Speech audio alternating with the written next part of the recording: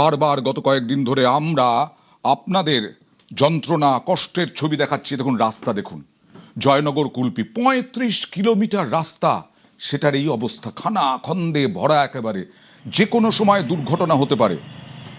Pitch উঠে গিয়েছে, কঙ্কালসার দশা, রোজ দুর্ঘটনা ঘটছে। বর্ষাতেও চরম দুর্ভোগের মধ্যে জল জমলে পরে বাইকার যারা, বাইক আরোহী যারা, তারা বুঝবেন কি করে? এখান থেকেই তো দুর্ঘটনা ঘটে যাওয়ার আশঙ্কা। তৃণমূল জামানায় বারবার অভিযোগেও হয়নি কাজ।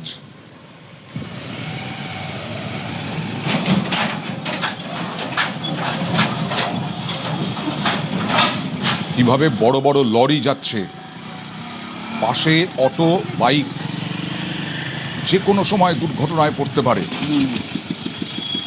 এই রাস্তার জন্য তো যত অ্যাক্সিডেন্টগুলো এখানে হচ্ছে, খুব দু একদিন পর পর দেখছি, শুনছি অ্যাক্সিডেন্ট হয়েছে। এই রাস্তায় এত গাড্ডা, মানে গাড়ি পাস করাতে গেলে তো রাস্তায় অ্যাক্সিডেন্ট তো হবেই। প্রতি বছর সারাই কিন্তু ওই রকম সারছে।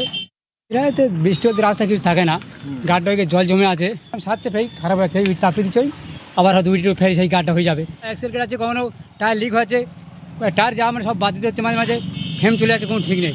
কন্ট্রাক্ট নিচ্ছে, কাজের মতো কাজ হচ্ছে না, আমরা পেরেছান, লোড গাড়ি নিয়ে যেতে পারছি না, হেঁটে যাচ্ছি।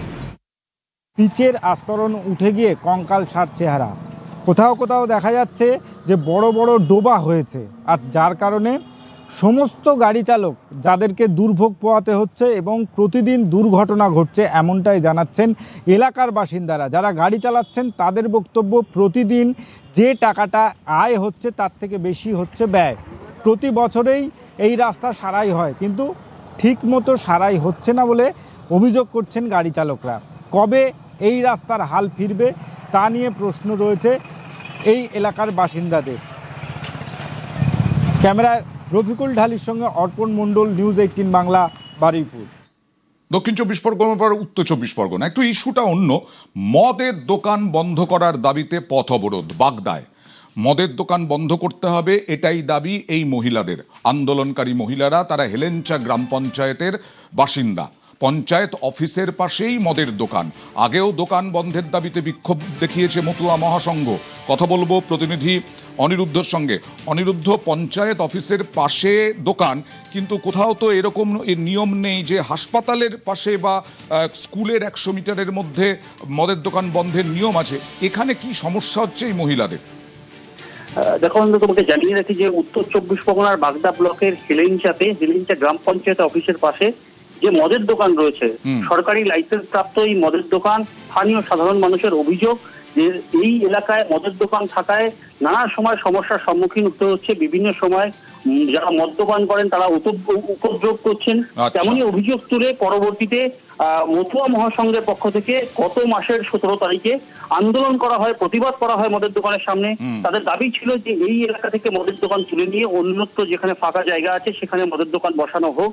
সেই দাবিকে মান্যতা না দেওয়ার কারণেই আজ আবার বাগদা ব্লক মতুয়া মহাসংঘের পক্ষ থেকে বাগদা থানার সামনে বনগা বাগদা সড়ক, রাজ্য সড়ক, সেই রাজ্য সড়কে অবরোধ করা হয়। প্রায় 1.5 ঘন্টা এই অবরোধ চলে। পরবর্তীতে মতুয়া মহাসংঘের তরফ থেকে বাগদা থানায় একটি লিখিত স্মারকলিপি নিয়ে যাওয়া হয়। তাদের দাবি যে এই এলাকা থেকে মদের দোকান অন্যত্র সরিয়ে নিয়ে যেতে হবে, সেই দাবিকে মান্যতা দিয়েছেন।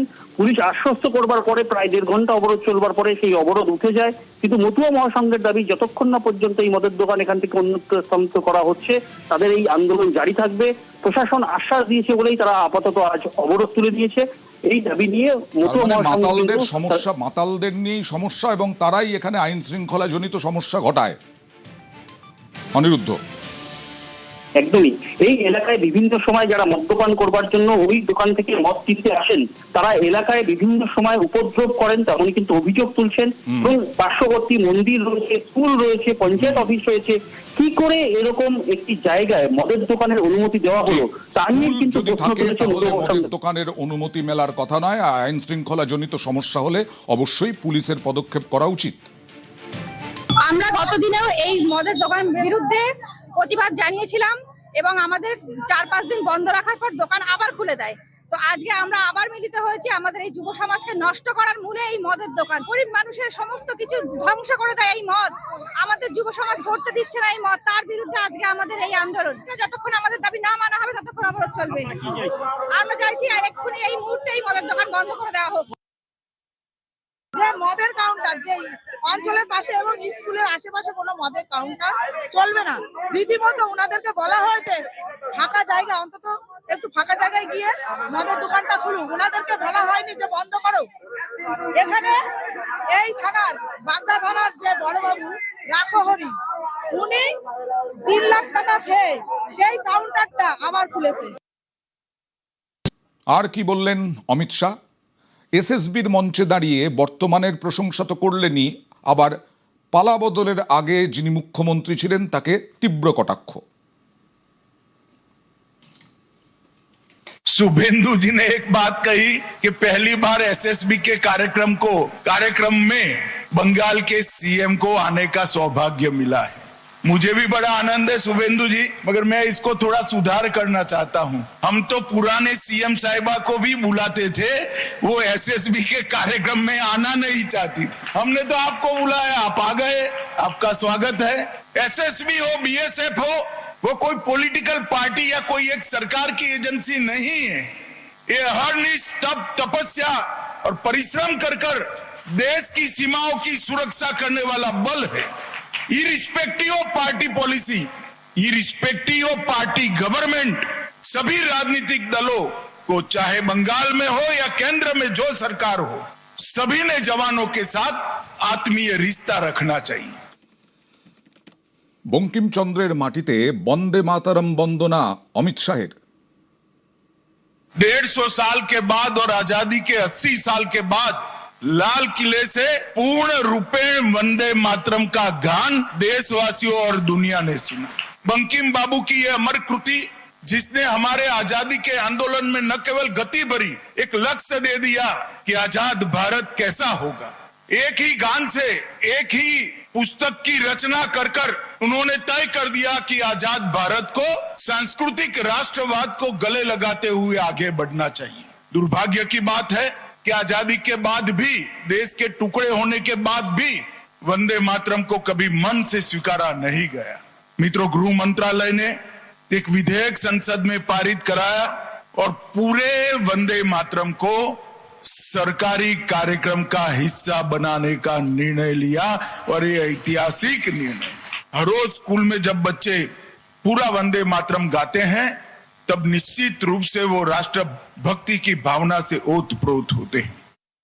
বারবার অভিযোগ করা হয়েছে যে পালা বদলের আগে আমাদের রাজ্যের সীমান্ত সুরক্ষাই ছিল সবথেকে বড় সমস্যা, আর এখন পালা বদলের পরপরই একেবারে মুর্শিদাবাদ, মালদা, বিভিন্ন জায়গায় সীমান্তে কড়া নজরদারি চলছে। বিশেষ করে জলসীমান্তে মুর্শিদাবাদে প্রশাসনের বজ্র আঁটুনি, গঙ্গা পার্শ্ববর্তী এলাকায় ড্রোন দিয়ে নজরদারি পুলিশের, স্পিড বোটেও নজরদারি পুলিশের, পাচার বন্ধ করতে হবে। এই হচ্ছে প্রশাসনের টার্গেট। আগামী দিনেও নজরদারি চলবে বলে হুঁশিয়ারি।